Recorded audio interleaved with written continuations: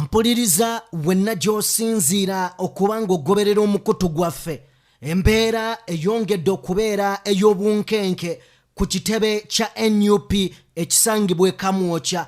Amasasi ne tiyagaasi byongedde okuba nga byesooza oluvannyuma lwa ssekamu w'ekibiina kino amanyiddwa nga Joel Ssenyonyi ne Secretary General waakyo okuba nga bakwatiddwa. Mpuliriza waliwo Archbishop agenze maaso n'okuba nga naye akwatibwa. Abadde azze kuwa NUP Saala naye akwatiddwa. Obunkenke bweyongedde. Waliwo omusirikale wa poliisi akwatiddwa Katambi bw'agenze maaso n'okuba nga akuba omuwagizi wa NUP pepper spray mu maaso.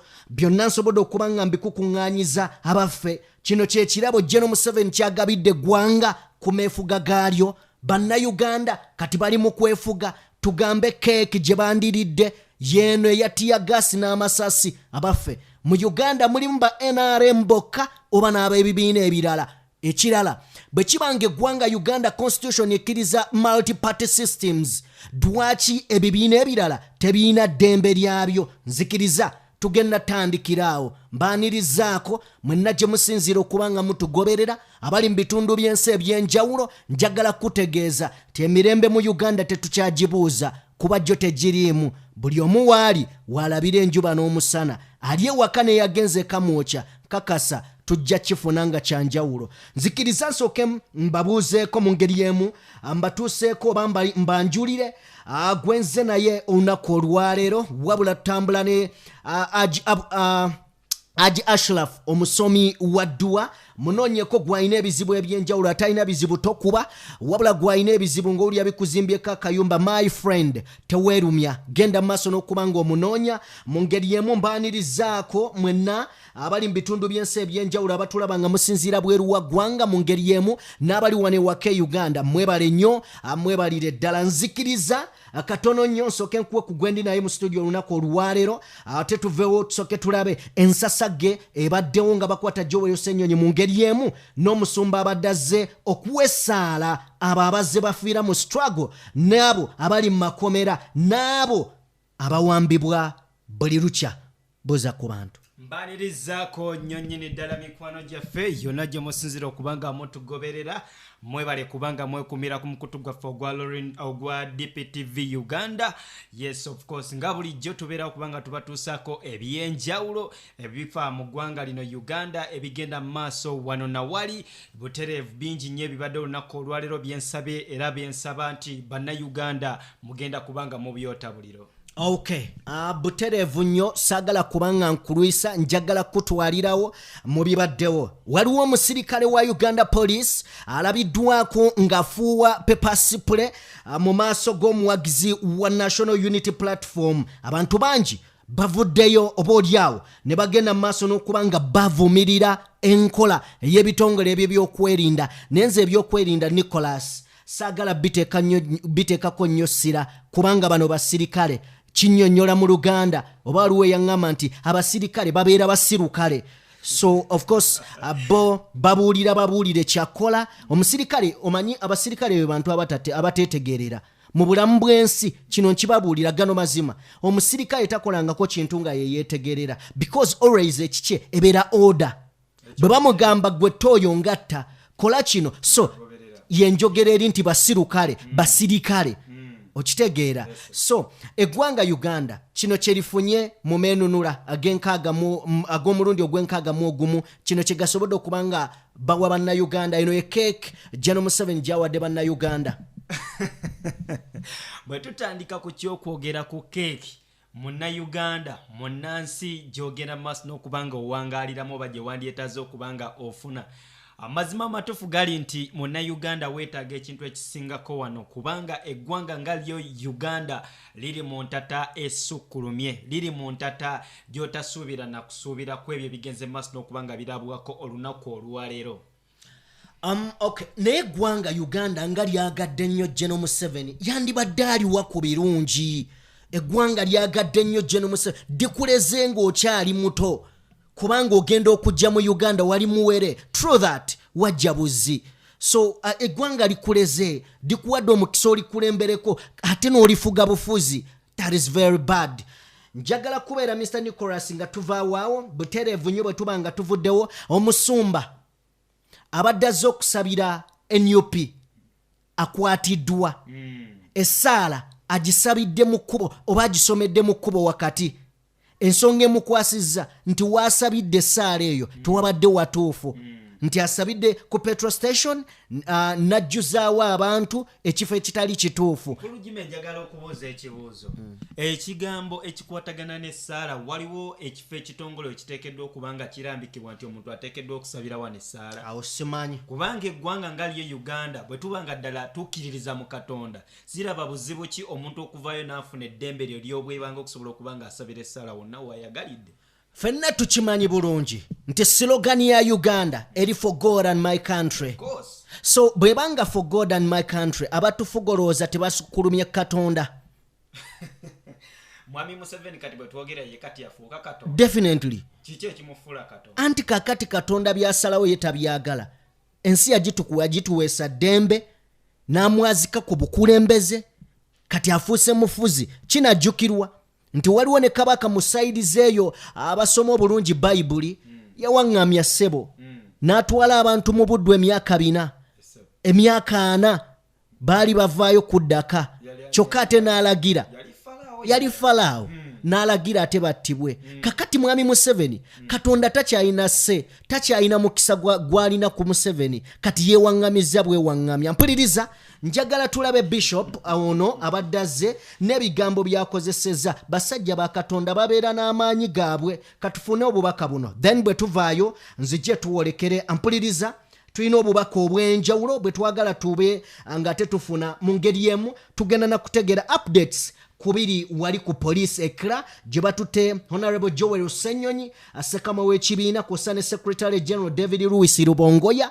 byonna tugenda kubanga tubitegeera kubanga mbadde ntunuuliraawo wa Human Rights Commission mu Parliament ow'ekibiina kya National Unity Platform amanyiddwa nga Honorable Sebunya avuddeyo n'abaako n'obubaka ate nga n'ababaka bangi basobodde okuba nga batuuka ku Kira Police Station okusobola okulaba nga banunula n'okulaba nga bataasa bannaabwe okubajja mu kkomera. Katusooke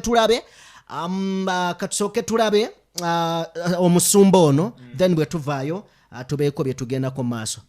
Omusumba tomusange Katonda zatuyambe mirembe gyonna essaala eggwanga liwambiddwa Mukama golokoka ojjo tulwanirire eggwanga lino erya Uganda tusobole okufuna emirembe nga bannayuganda tusobole okusaba tusobole Mukama okuba n'eddembe kubanga ensi eno yo Mukama gwe Katonda alonda abakulembeze bwe tubanga ayi Katonda omukulembeze gwe watuwa nga takyatukiriza na kusaba Mukama mukyuse otuwa omukulembeze anatusobozesa okusaba anatukiriza tube n'emirembe mu nsi yaffe. Mukama tukwebaza kubanga owulidde okusaba kwaffe era omaze okukikola mu linnya lya Yesu. Amiina. Ekyo kiwedde omukulembeze tumukobye wabanga agisabidde mu kkubo wakati bamulemesezza okutuuka ku Office za National Unity Platform ewabadde wategeseddwa okusaba olunaku olwaleero afite Mityana yewali kyaki ye embeera bweti bweri timujja kusinza Katonda wammwe babaleetera mundu ensi erina kutambulira ku mundu nga tebakkiriza n'abantu kusaba namwe mmanyi muyina Katonda gwe mukkiriza abasirikale muweddeko mumanye Bishop awambiddwa atwaliddwa mu drone naye bassebo ne bannyaba abawagira Museveni ekituufu mutubuulire muli basiru tubeesonyiwe oba Okay, nga tetunnaba kuba nga tutuukako eyo waliwo ka video katono nnyo ke njagadde tulabeko. Abampuliriza tutambula ne Sheikh Ashraf omusomi wadduwa munoonyeeko gw'alina ebizibu eby'enjawulo munoonyeeko muganda wange tuweesima mu nnyanja ya bizibu si gwasoose so mulimo gw'okubivaamu oba toyagala bivaamu tokuba gw'ayagala obivaamu kubira Sheikh Ashraf kozeza ensonga ntono ku ye. Mu ngeri emu yakatwegattako oli ku DPTV Uganda nja kusaba genda mu maaso n'okubeera ng'osubscribinga mu ngeri emu ate ogenda kuwa video yaffe like nzikiriza tulabe akatambi kano when we return back tugenda kuba nga tweyongerayo n'ebirala bingi malayo.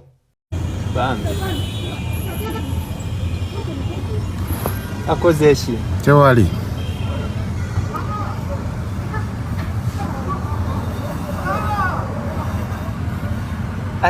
kubye pepper spray bonna bagwa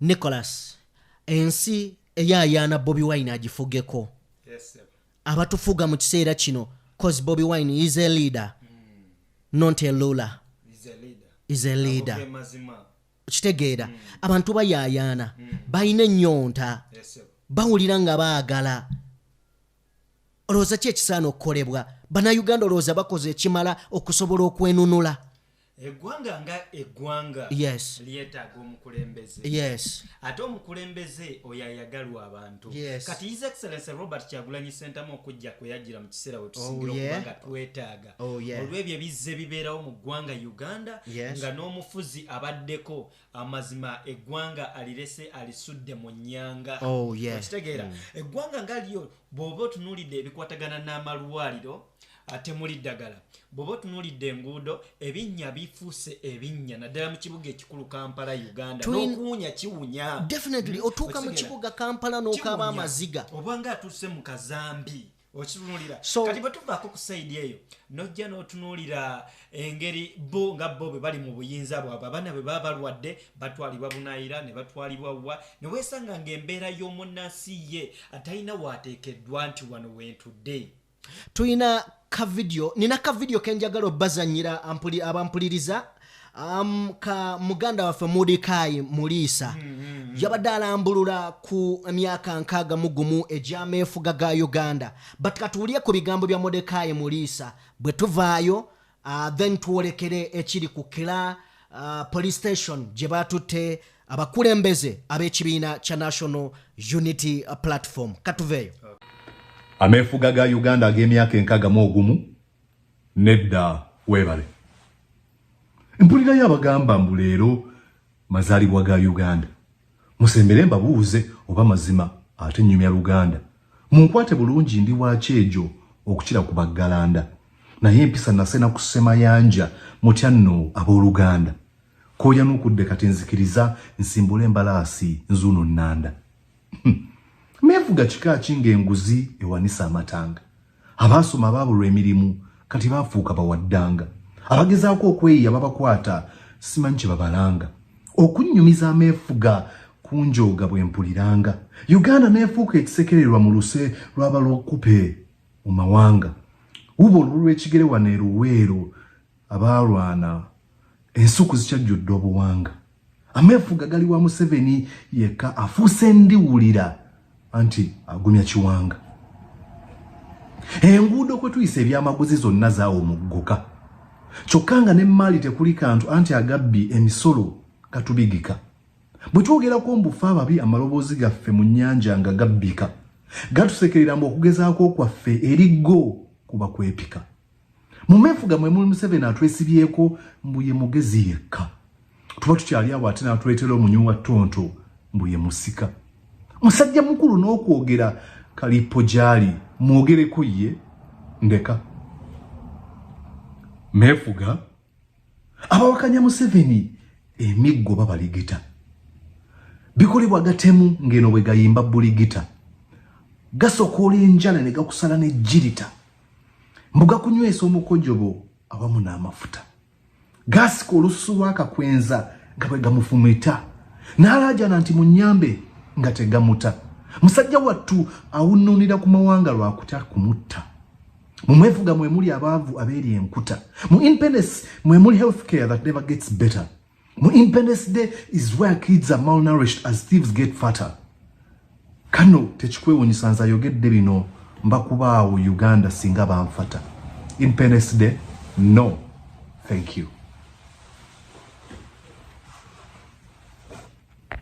Okay, mbeebaza nnyo mmwe abatambudde naffe okuva gye twatandikidde njagala kubanga nkutuusa kubikwata ku babaka oba ku bakulu abakwatiddwa ebitongole ebyebyokwerinda nga Joel Ssenyonyi n'omukulu amanyiddwa nga David Lewis Lubongoya. Joel Ssenyonyi ye ssekamu oba spokesperson wa National Unity Platform oba NUP, mu ngeri emu amanyiddwa nga Secretary General SG amanyiddwa nga David Lewis Lubongoya y'omu ku bakwatiddwa enkya y'olunaku olwaleero bwe babadde basemberera poliisi okugezaako gibuuza kiki ekigenda mu maaso, lwaki mukwata abaana. Mpuliriza, abaana ba NUP bangi bali mu kuwambibwa nga babajja ku kitebe.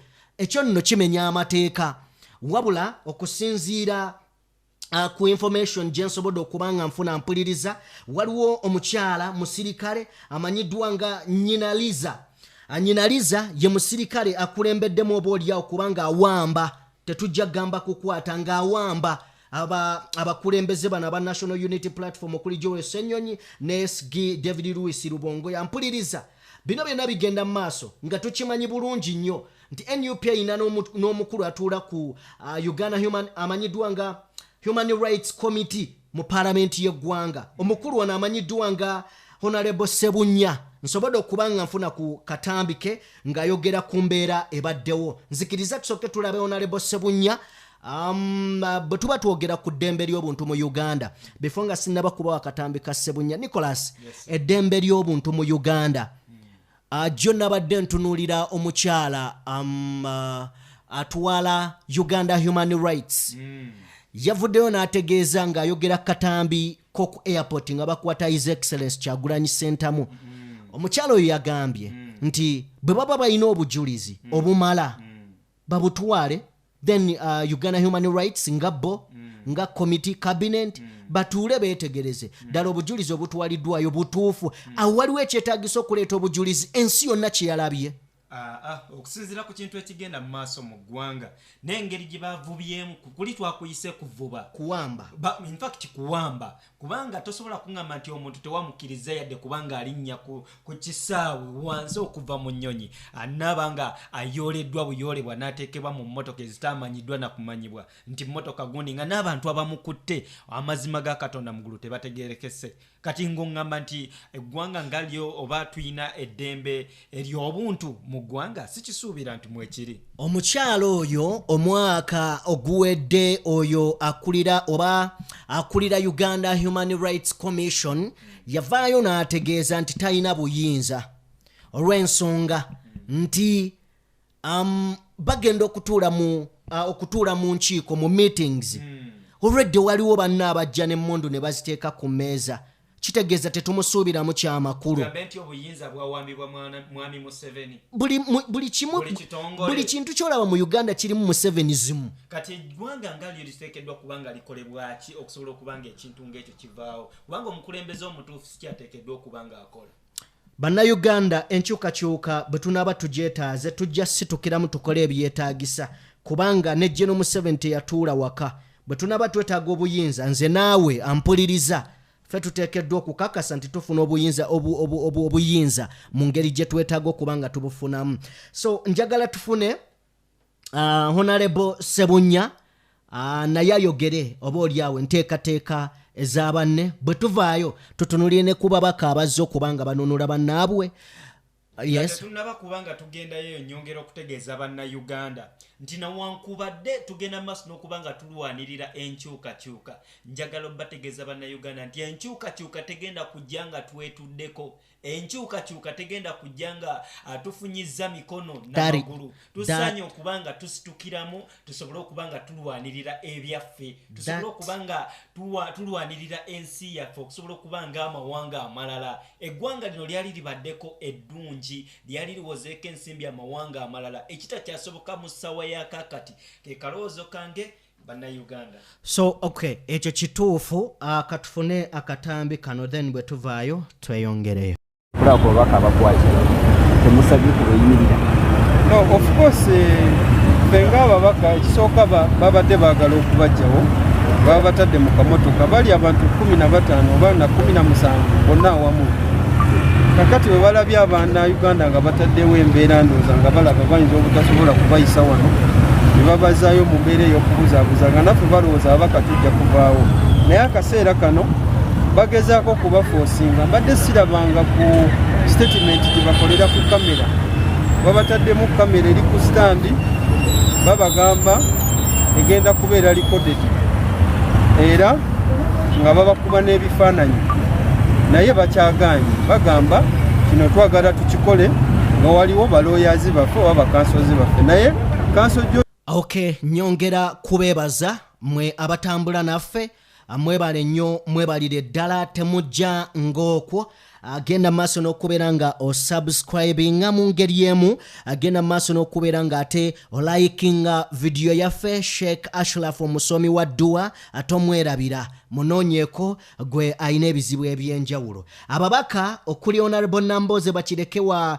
mukono municipality yatuuse Dekira mukwano gwange okulaba nga embeera edda mu nteeko n'okuba nga bannaabwe bateebwa mu ngeri emu omubaka amanyiddwa nga engineer bali muwezo naye yatuuse dda Ekira okulaba nga abakulembeze ba top leader abakwatiddwa okuva mu National Unity Platform nabo bagibwayo mu kkomera oba olyawo n'okubuuza musango ki gwe bakoze okusinziira ku His Excellency Robert Kyagulanyi Ssentamu obubaka bwatuteereddeyo ategeezezza nti kagwake kagutonye agenda kubeera ng'ayogerako eri eggwanga olunaku olwaleero kale nno abasirikale abakyaliwo nga balaba nti nno kino kibawadde obuzibu ndowooza banuune kovu His Excellency agambye alina okwogerako eri eggwanga lino eggwanga lyaffe ntegeeza bwatyo bwagambye eggwanga lyaffe n'ebintu ebirala bingi Nicholas bannayuganda nze simanyi kubanga nze byendaba mu Uganda so updates zensembayo okubanga nfuna ababaka batabukidde ku Kira Police Station oluvannyuma lw'okulemesebwa okubanga babawa bakama baabwe so obunkenke bukyali bungi nnyo Ekira amawulire ge tugenda maaso n'okubanga tufuna agavaayo naye ebisingako awo tugenda kubanga tubibawa mu mawulire gaffe aganabagazzeeko what you have to do my friend the follower njagala ogende maaso n'okubanga otweyungako ng'osubscribinga bw'oba ng'omaze okusubscribinga teweerabira kutapinga ku ka notification link bell ako kakuyamba okubanga buli video gye tuteekayo ofuna updates so notification ejja ku ssimu yo n'oba ng'oli mwangu era oyanguwa gw'omu ku basooka okubeera abamanyi ku biki ebigenda mu maaso mu nsi yo ne bw'oba weeruwa ggwanga ffe weetuli kakasa nti nno oba oli atukuweereza we are DPTV Uganda we bring you the best.